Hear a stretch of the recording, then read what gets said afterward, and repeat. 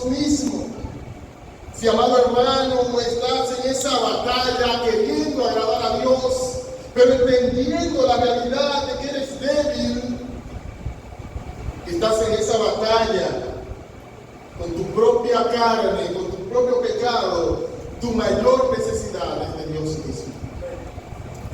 Si estás en tu mejor momento, si se puede decir así, hablando humanamente, en tu vida cristiana, tu mayor necesidad sigue siendo la misma, es Dios mismo.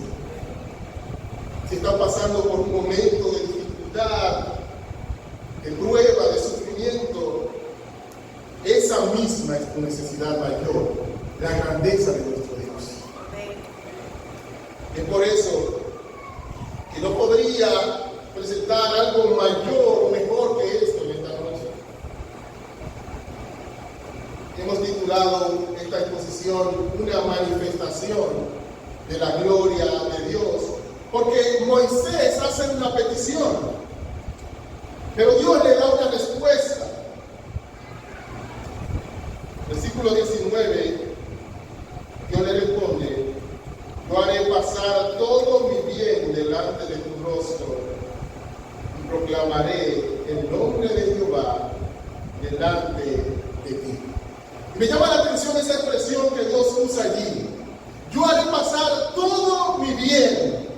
Y lo que Él está diciendo es mi bienestar, mi beneficio, mi bondad. ¿Y cuál es el bien? ¿Cuál es la bendición? ¿Cuál es el mayor beneficio que Dios puede hacer pasar delante de Moisés? Su propio nombre, Él mismo. No hay mayor bien que Dios mismo. Por eso cantábamos ahorita: ¿a quién tengo yo en los cielos sino a ti? No hay nada, no hay otro bien. El salmista Asaf, que es de donde se basa esta canción, lo dice así: el acercarme a Dios es el bien. Y es en el capítulo 34 donde Dios entonces responde esta petición de Moisés, una manifestación de su gloria,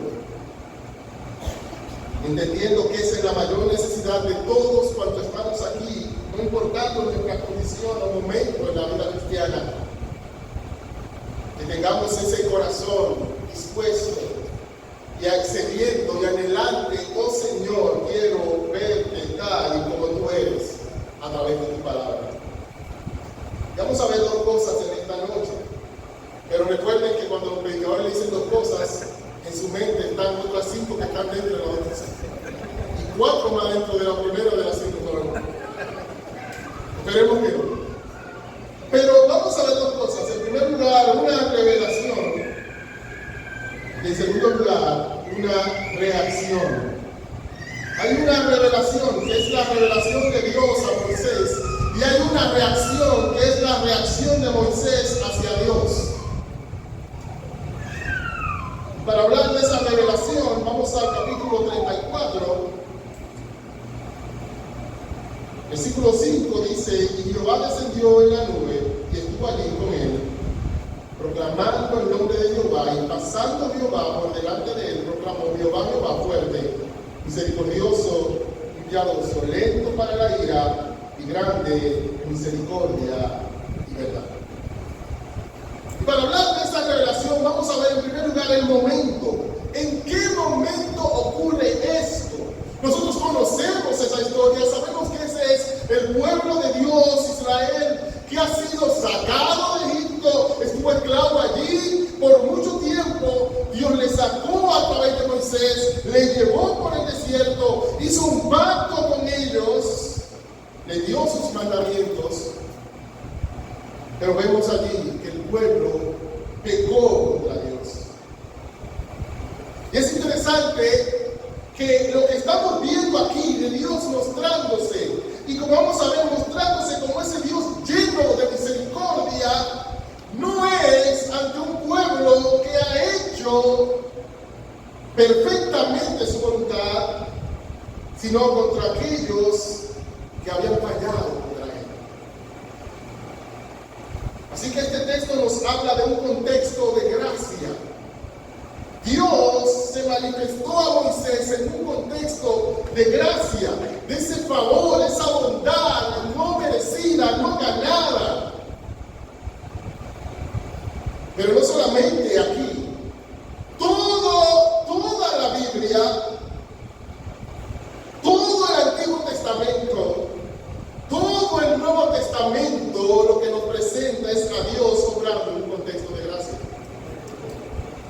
Porque la realidad es que la razón por la que ellos pecaron contra Dios es porque ellos eran hijos de Adán. Por eso el libro de Oseas dice, ellos como Adán traspasaron el pacto. Y todos nosotros nacemos hijos de Adán. Y somos pecadores. Y la Biblia entonces es la gran historia de la gracia de Dios. Dios mostrando su bondad, Dios mostrando su misericordia. Dios crea al hombre a su imagen para que le dé gloria, para que exalte su nombre. Pero el hombre peca contra él. Y entonces Dios promete salvación a aquel ser humano que le ha ofendido. Oh amigo, si hay alguno que nos visita en esta noche, eres un pecador, dice la Escritura, y cada uno de nosotros aquí presentes somos pecadores. Sin embargo, la Biblia nos habla de un Dios que ha decidido, sin que nadie le obligue, a mostrar gracia para con pecadores. Así que la Biblia no es acerca de nosotros, ni acerca de los grandes hombres de Dios, sino del gran Dios que quiso mostrar su bondad en esos hombres y a través de ellos. Mi historia es la historia de la gracia de Dios, un pecador que pecó por mucho tiempo, ha pecado por mucho tiempo, ha continuado pecando y pecará lamentablemente en este mundo caído, pero que Dios le ha alcanzado con su gracia. Amén. Esa es la historia de la Biblia, esa es la historia de cada creyente en Jesucristo. Quiera a Dios, querido amigo, que esa sea también tu historia, la historia de la gracia de Dios en tu vida. Ese es el momento, un momento, un contexto de gracia, bondad no merecida, lo contrario a un sueldo. El sueldo es lo que tú te ganas después de una quincena o un mes, te corresponde. Gracia es que tú estás en tu casa, no has hecho nada, y te digan, mira, este es tu sueldo, y de qué no has hecho nada, eso es gracia. Es una locura, bueno, una locura nos parece la realidad de que un pecador sea aceptado, recibido, salvado solamente por la gracia. Y esa es la historia de la Biblia. Pero nos va a mostrar también la manera, el momento en que se muestra esta manifestación de la gloria de Dios, es en un contexto de gracia, y la manera en que esto sucede es proclamando la palabra de Dios. Mira lo que dice el texto. Dice allí, versículo 6, y pasando Jehová por delante de él, proclamó, Jehová, Jehová, fuerte, misericordioso y piadoso, tardo para la ira y grande misericordia y verdad. Y pasando delante de él, Jehová proclamó. Eso mismo él le dijo en el versículo 19 del capítulo 33, le respondió, yo haré pasar todo mi bien delante de tu rostro y proclamaré el nombre de Jehová. Hay un énfasis allí. Es más, el texto ni siquiera nos describe qué vio Moisés o si vio realmente algo. Lo que sí nos pone bien claro es que Dios, cuando pasó delante de él, proclamó. Y lo que vemos de Dios aquí es lo que Dios mismo proclamó. Es que Dios ha escogido revelarnos su grandeza a través de su palabra. Precisamente en el libro de 1 Samuel dice que Jehová se le manifestó a Samuel y dice por la palabra de Jehová. El Salmo 138, versículo 2 dice, postré hacia tu santo templo y alabaré tu nombre por tu misericordia y tu fidelidad, porque has engrandecido tu nombre y tu palabra sobre todas las cosas. Dice allí que Dios ha engrandecido dos cosas por encima de todo. Ha engrandecido su nombre, pero junto con su nombre ha engrandecido su palabra, y estas dos cosas sobre todo. ¿Sabe por qué Él engrandece su palabra junto con su nombre? Porque es su palabra la que proclama su nombre. Es por su palabra que le conocemos. Es por su palabra que Moisés pudo escuchar quién es ese Dios que los había rescatado y quién es ese Dios que le está mostrando gracia a pesar de su pecado al pueblo. Si quiero honrar a Dios, si quiero honrar su nombre, si quiero levantar bien en alto el nombre de ese gran Dios que me ha rescatado, debo levantar bien en alto su palabra. Porque Él ha engrandecido su nombre y su palabra sobre todas las cosas. Él pasó proclamando. Y diremos, bueno, pero yo a Dios, proclamando a Dios, y yo tengo que conformarme con escuchar a James. Lamentable, ¿verdad? Sin embargo, 2 Timoteo 3, 16, 17 dice: toda la escritura es inspirada por Dios y útil para enseñar, para redarguir, para corregir y para instruir en justicia, a fin de que el hombre de Dios sea perfecto, enteramente preparado para toda buena obra. La escritura es inspirada. Y la idea allí, como ya hemos escuchado, es que sale de la boca de Dios, es soplada por Dios. O sea, la Biblia es la misma proclamación de Dios. No estamos escuchando de manera audible una voz diciendo Jehová, Jehová fuerte, pero cuando tú lees este texto, es Dios hablando. Dios proclamando su nombre. Y dice allí que es toda ella. Cada escritura, cada palabra de la escritura es la proclamación de Dios, de su propio nombre. Por eso nuestro Señor Jesucristo amaba la escritura. Y Él dice: no piensen que he venido a abrogar la ley o los profetas. No, he venido a cumplir. Porque hasta que pase el cielo y la tierra, ni una jota, ni una tilde, ni un puntito, nada pasará hasta que todo quede cumplido. ¿Sabe lo que eso está diciendo? Cada palabra de la palabra de mi Padre, de mi palabra, cuenta. Porque ha sido inspirada por Dios. Sale de la boca de Dios. Y ella es útil para enseñar. Y si tenemos que pensar en un camino, ella nos dice: he aquí el camino. Es útil para redarguir. O sea, nos dice: Jensen, ya ha salido del camino. Es útil para corregir. En cuántas ocasiones no me ha tomado y me ha dicho: es aquí donde tienes que volver. Pero también es útil para instruir en justicia. Es útil para mantenernos en el camino.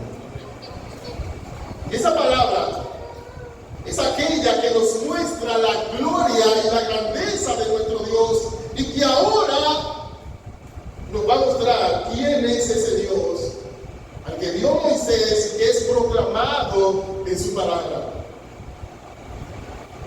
El momento, la manera, el mensaje. ¿Cuál es el mensaje que Dios proclama allí?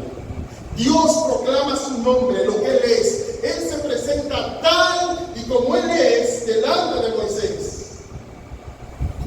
Él se presenta en primer lugar como un Dios autoexistente. Él dice: Jehová, Jehová. Y como sabemos, se trata de aquel que existe. Simplemente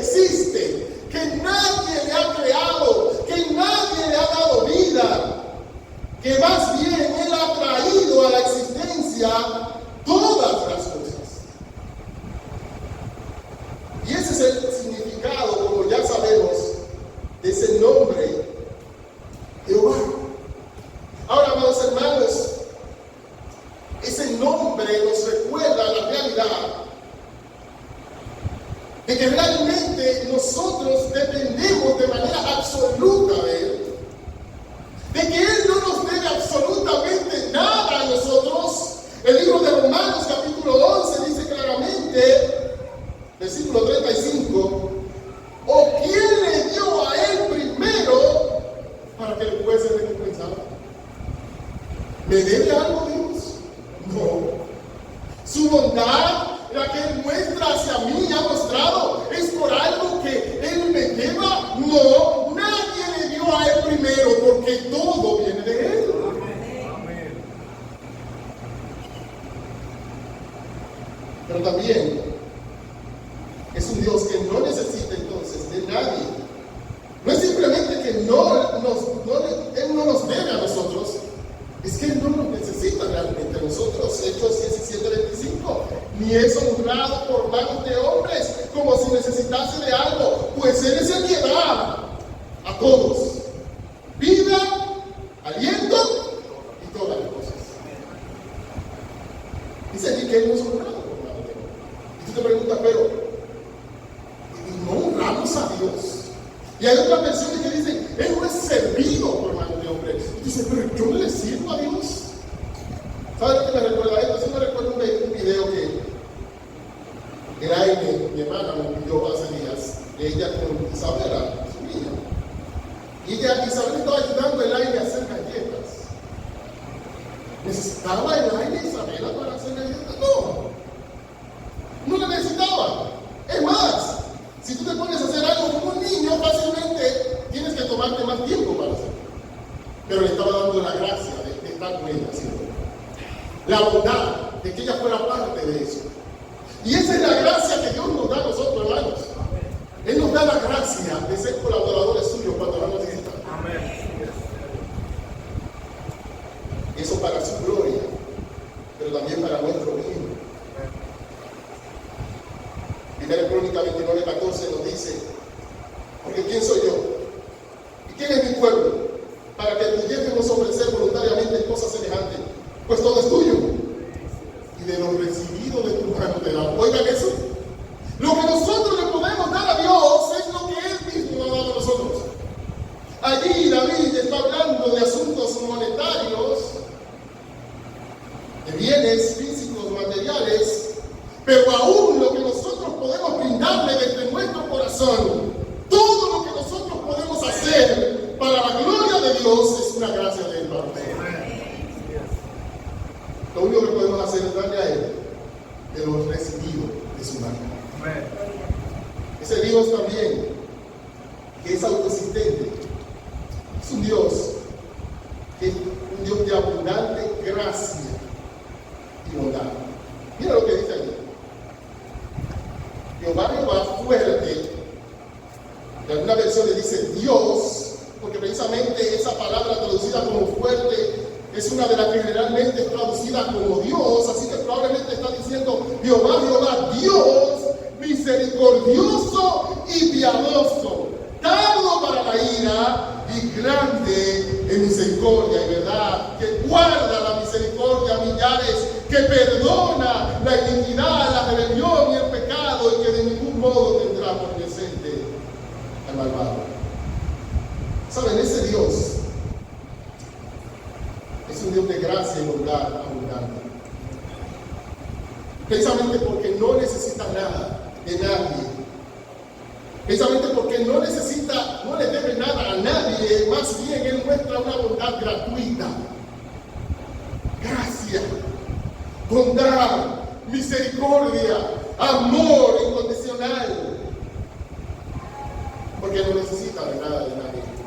Porque nadie tiene que ganárselo para merecerlo, porque Él lo da libremente, por gracia. Así que ese texto nos muestra ese Dios de gracia abundante, mostrándonos su carácter compasivo y benévolo hacia los pecadores, clemente, piadoso, es bondadoso, guarda la misericordia a millares, un Dios bueno. Es un Dios al que tú puedes acercarte a su trono y saber que su trono es un trono de gracia. Pero también habla de su paciencia con los pecadores. Dice allí, lento para la ira. No es que en él no hay ira, no es como vamos a ver que él no toma en serio el pecado, pero es un Dios paciente. Muestra paciencia con los pecadores, lento para la ira. Y algunos dirán, pero tú no has leído todas esas leyes que Dios le puso al pueblo de Israel, precisamente en el libro de Éxodo y otros libros. Todas esos castigos, esas penas de muerte que venían por el pecado. Pero tú no viste todas las veces que moría gente, un hombre simplemente por tocar un arca. Y tú me estás diciendo que Dios es lento para la ira. Pongámonos a pensar en la siguiente realidad. La realidad es que la paga del pecado es muerte. Y la realidad es que cuando Dios presenta esa gran cantidad de razones desde nuestra perspectiva, por la cual un pecador moría bajo el antiguo pacto, Dios estaba dando muchas menos razones de las que deberían ser, por la cual un pecador debería morir. Porque nosotros merecemos una muerte por cada pecado. Cada una de esas leyes donde Dios imponía pena de muerte era una reducción en la pena de muerte. Porque dice la Biblia que por su misericordia no hemos sido consumidos. Son nuevas cada mañana. Y la pregunta no es por qué murió Usa al tocar el arca, la pregunta es por qué no he muerto yo. Es un Dios lento para la ira.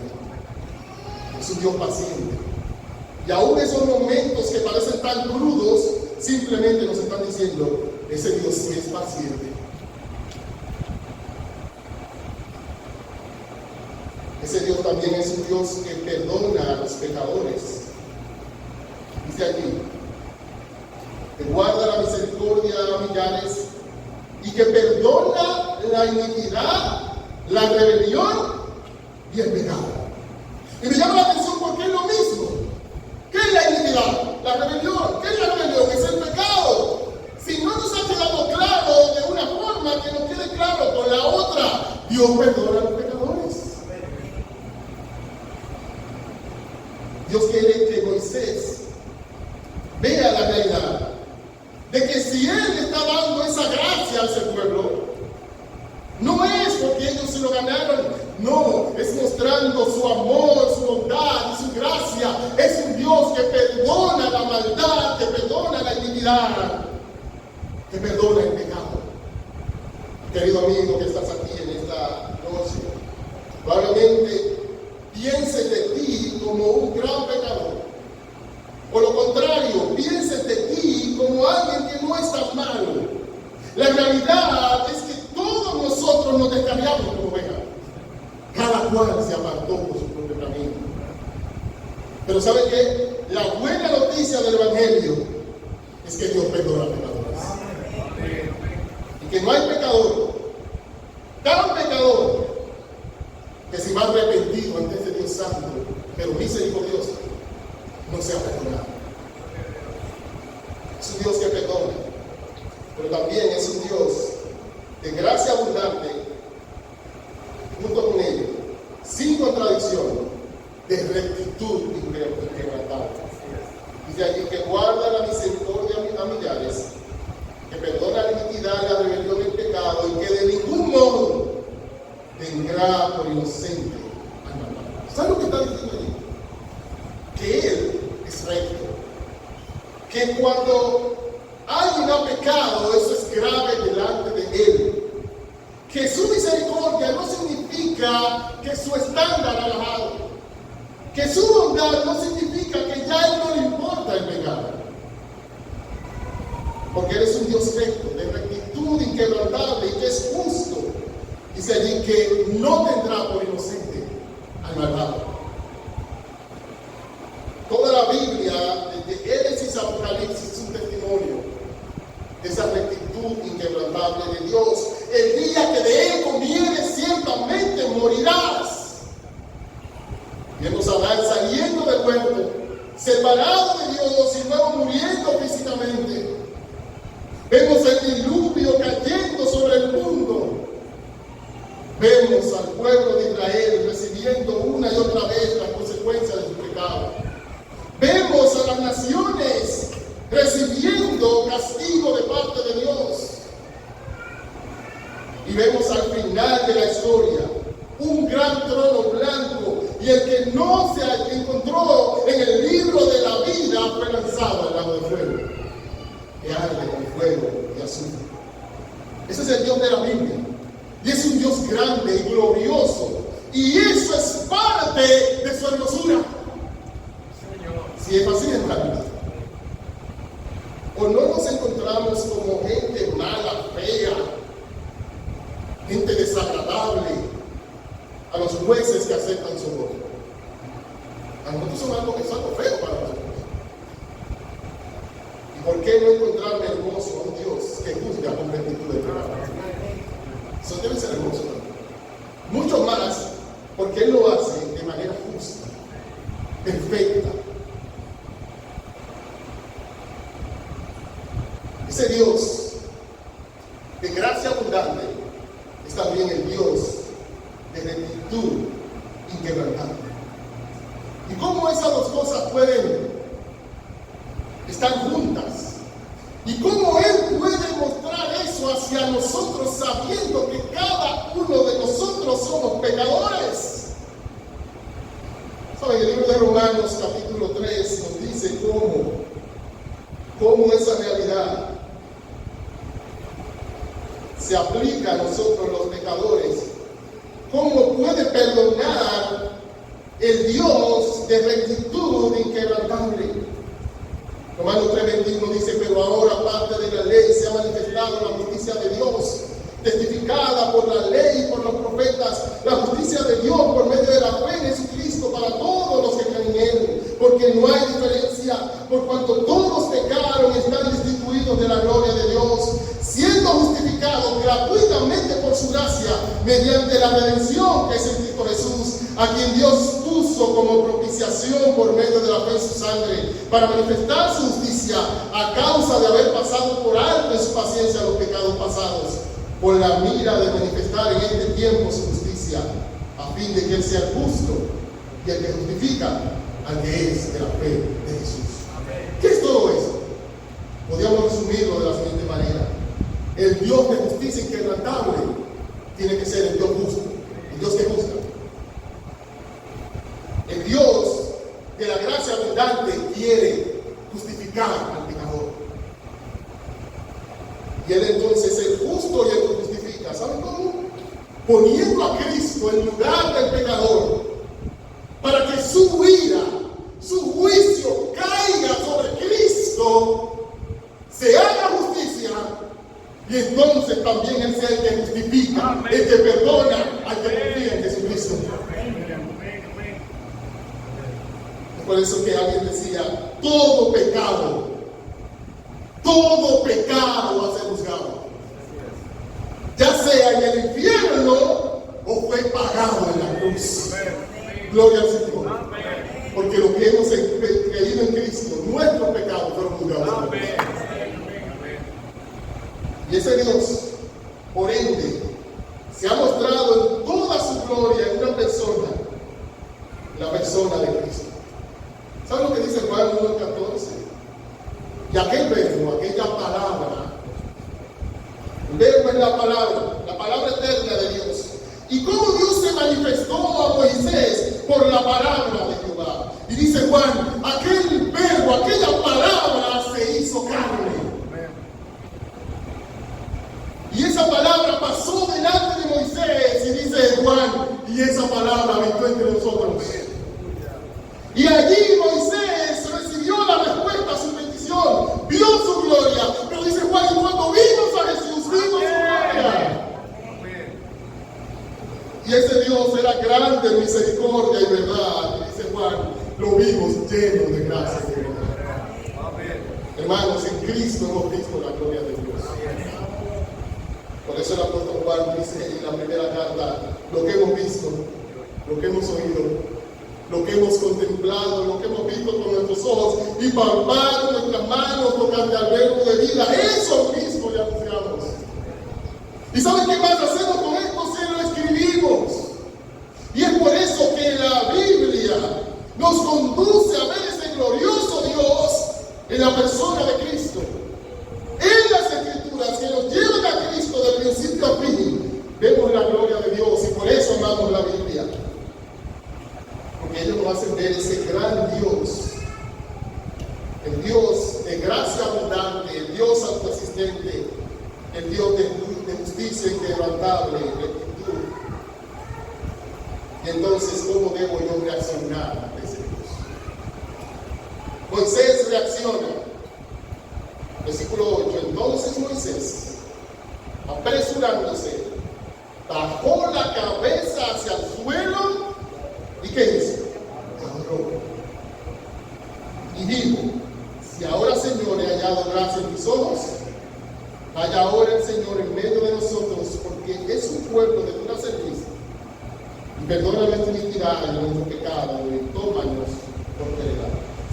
Moisés reconoce, él adora, y esa palabra adoró allí es que él se postró. Y antes de decir que adoró, dice que él se postró. Postrándose, Moisés se postró. Moisés se postró con sus rodillas, pero también se postró en su corazón delante de Dios. Él reconoció la grandeza de Dios.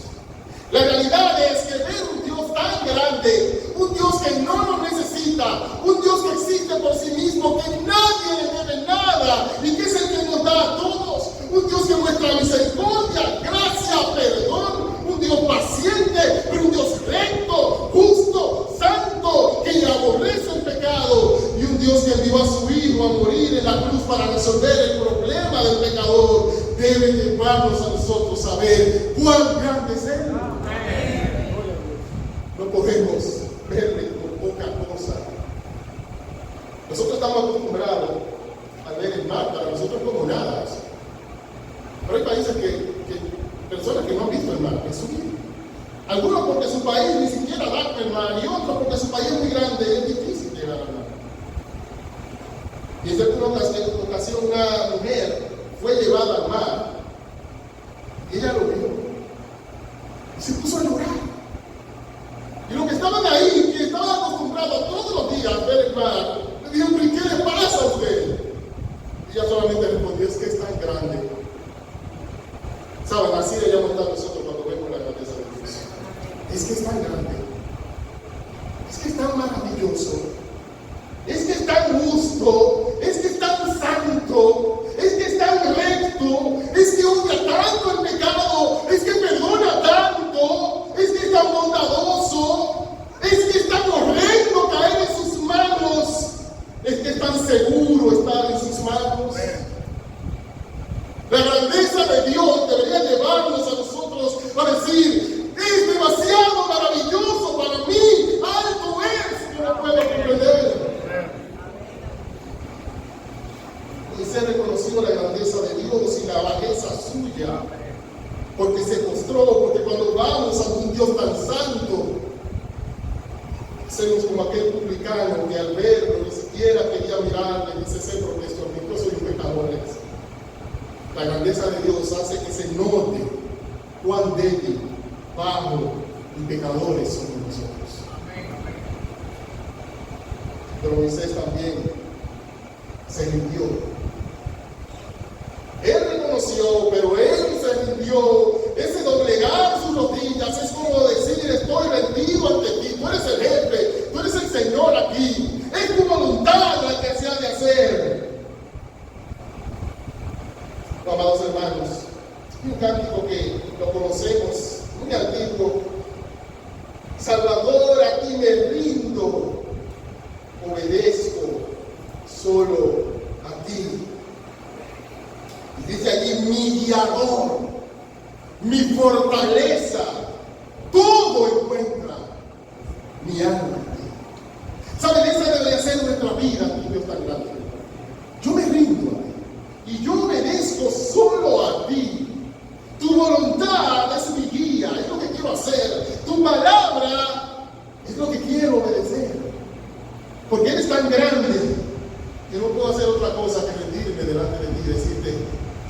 yo haga.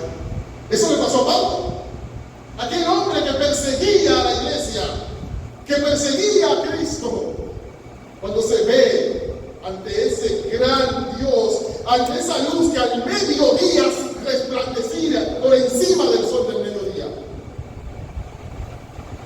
solamente tuvo que caer y llamarle Señor, aquel que era aborrecido.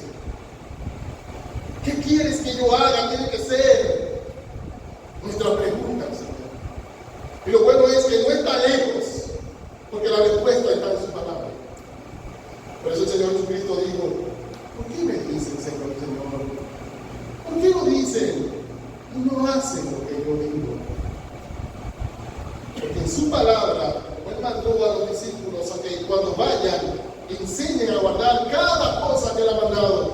Nos dice cuál es su voluntad y rendirnos a Él es estar dispuesto y buscar obedecer su palabra. Lo último que hizo Moisés fue un ruego. ¿Y saben lo que hizo Moisés? Rogar, basado en lo que él había visto de Dios allí. Tú eres un Dios de gracia, tú eres un Dios de misericordia. Ah, pues yo ruego gracia. Yo pido misericordia para este pueblo. Pero tú eres un Dios de rectitud inquebrantable. Ah, pues no tomo a la ligera el pecado. Este es un pueblo rebelde. Yo mismo soy un pecador. Fíjense que el mismo Moisés, aunque dice es un pueblo de dura servicio, dice y perdona nuestra iniquidad y nuestro pecado. Y no es por humilde como dice la gente, que Moisés era pecador. ¿Saben por qué? Porque el más humilde del universo, cuando le tocó rogar a él no pidió por su pecado, él no tenía. Él dijo que es glorificado en la tierra. Y aquí Moisés es un pecador. Y él como pecador reconoce su pecado. Y él como pecador no toma a la ligera su pecado ante un Dios tan santo. Moisés ni minimiza la gracia, ni minimiza el pecado. Como él no minimiza la gracia, pide gracia. Y sabe que Dios va a seguir mostrando su gracia para con ese pueblo. Pero como no minimiza el pecado, dice, eso es así. Es un pueblo de una servicio. Yo mismo soy un pecador. Y esa es la forma en que debemos responderle a ese Dios. Exaltar su gracia, pero ver la gravedad del pecado delante de Él. Sabiendo que Él nos restaura, que Él nos lleva, como dice el salmista, nos guía por senda de justicia, precisamente por amor de su nombre. Pero saben, hermanos, ahorita le mencionaba a alguien, y con eso termino, que una vez pidió delante de Dios por su pueblo, pero no tuvo que pedir por él. Juan capítulo 17 vemos allí al mediador perfecto, no Moisés. Moisés simplemente era una figura que apuntaba a él. El mediador perfecto pidiendo por su pueblo no tiene que decir perdona nuestros pecados. Él dice con toda autoridad, te he glorificado en la tierra. He acabado la obra que me diste que hiciese. Dice el autor de Hebreos, Moisés fue fiel en toda la casa de Dios. Sí, pero Cristo como hijo sobre su casa. ¿Y saben qué? El que ha rogado por nosotros y está, dice la Biblia, intercediendo ante el Padre por aquellos que son de Él y vive para siempre para interceder por ellos, es nuestro Cristo. Lo bueno es que Él es santo a la perfección, como para que el Padre le escuche, pero es compasivo como para compadecerse de nuestra vida. Porque Él fue tentado en todo, seguimos en la semejanza, pero sin pecado. ¿Saben lo que Él nos dice? No se descargue. Si hay un Dios que traspasó los cielos, Jesús, el Hijo de Dios, no se descarguen, no se aparten, retengan su profesión. Porque no tenemos un sumo sacerdote que no pueda compadecerse. Más bien acérquense al trono de la gracia. Para hallar misericordia y hallar gracia para el oportuno socorro. Y tomar en serio la voluntad de Dios y querer hacer la voluntad de Dios sabiendo que somos débiles, pero queriendo fiel a su palabra, porque Él ha exaltado su nombre y su palabra por encima de todas las cosas. Qué bueno que podemos